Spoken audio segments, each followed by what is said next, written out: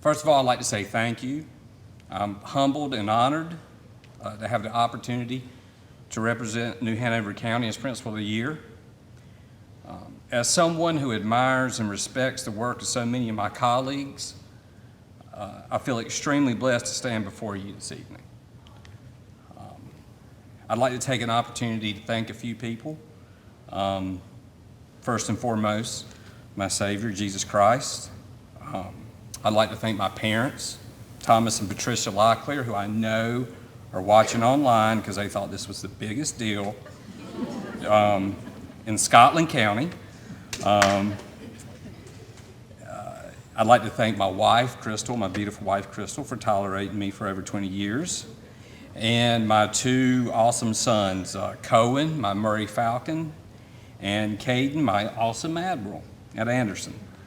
And I'd like to thank Dr. Markley and Dr. Holliday for the opportunity to serve as administrator at J.C. Rowe.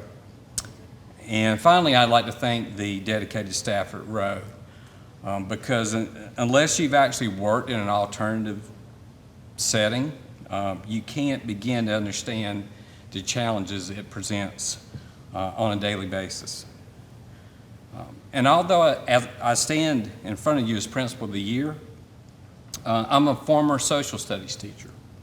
And so I'm going to take this opportunity to teach you a little history lesson about education. Remember, I'm an alternative school principal, so obviously I've got to take a different approach.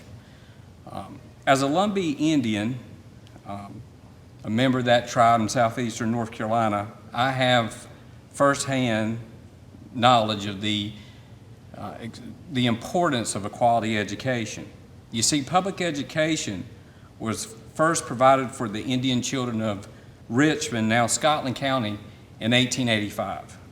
That's only 134 years ago. In my region, during the era of segregation, there were 3 schools, one for white students, one for African American students, and a third for Indian students. My ancestors attended a 1-room and then a 3-room schoolhouse, normally only until the 3rd or 4th grade, because then they were required to go to work in the fields to help feed their sharecropping families. Both of my grandfathers were illiterate due to only attending school sparingly until the age of 9 or 10.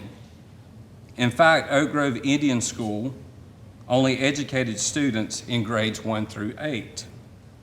There were no high school diploma options for Indians in the county until 1954, which is only 65 years ago. A Miss Norma Lowry demanded that the Scotland County School Board provide a high school opportunity for her son in his home district. Due to its low enrollment numbers, Gibson High School, which was an all-white high school on the opposite side of the county, agreed to take Indian students to increase their enrollment numbers.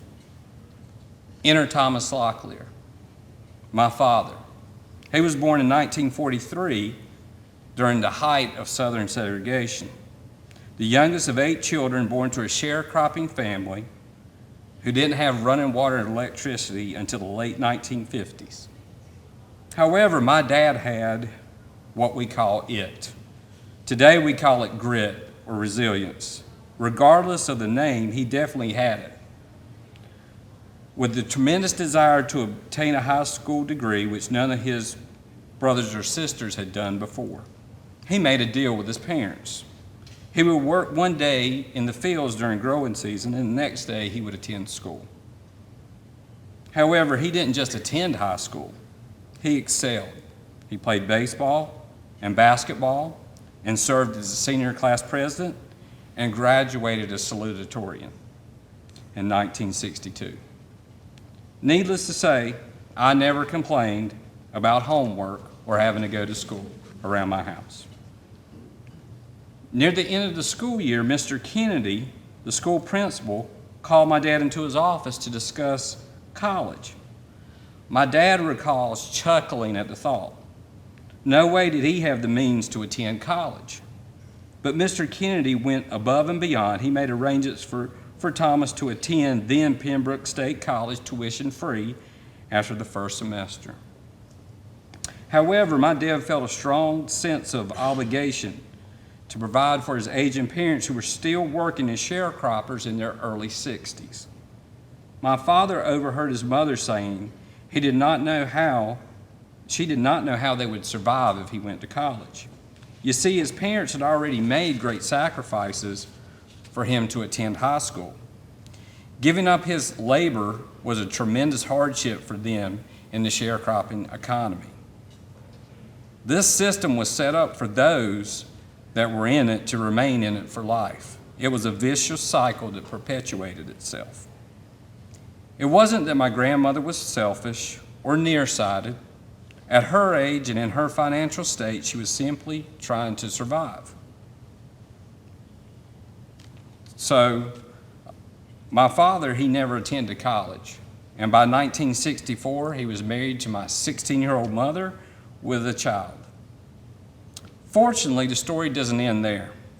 My father gained one of those now extinct union jobs with Bell South, where he worked for 37 years.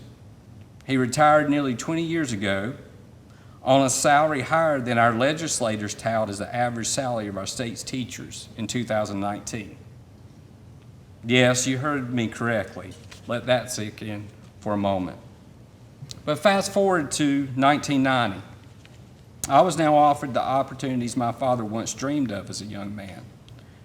With the support of my parents, along with teachers like Spencer Willard, who was my AP U.S. history teacher, who didn't care which side of the tracks you were from, and Miss Pate, my 90-pound junior English teacher, who taught me that I could do more with my life than I thought was possible, and Don Johnson, yes, my high school football coach in the 1980s, name really was Don Johnson, okay, opened so many doors for me. I found myself graduating from high school and attending the University of North Carolina at Chapel Hill, graduated in 1994. I became the first of 40 grandchildren on my father's side of the family to graduate college. So why do I share this story? Well, there is so much to glean from it. Much that is very relevant to what we see today. But most importantly, it's the story of public education. Public education opens doors for all races, colors, creeds, nationalities, and genders. Through public education, any child can become what they want to be. 2 generations ago, my family was uneducated and illiterate. Today, I have a master's degree. This is a type of opportunity only public education provides in our country. It's also the story of a village, because it does in fact take a village to educate a child. I don't stand here today without Miss Norma Lowry, without my parents, my teachers, and so many more. In public education, we all matter. Teachers, coaches, counselors, administrators, secretaries, custodians, cafeteria workers, and bus drivers. We all contribute to the success of each student. This story also reminds us that there's much more work to be done. There are still too many Thomas Locklears out there. Those who have the ability, but the totality of life's circumstances are holding them back.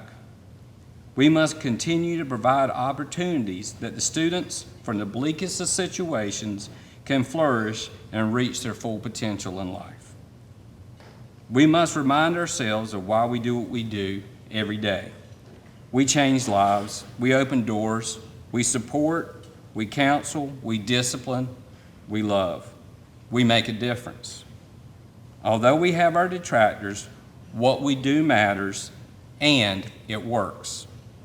We must continue our fight for all children to succeed. Thank you.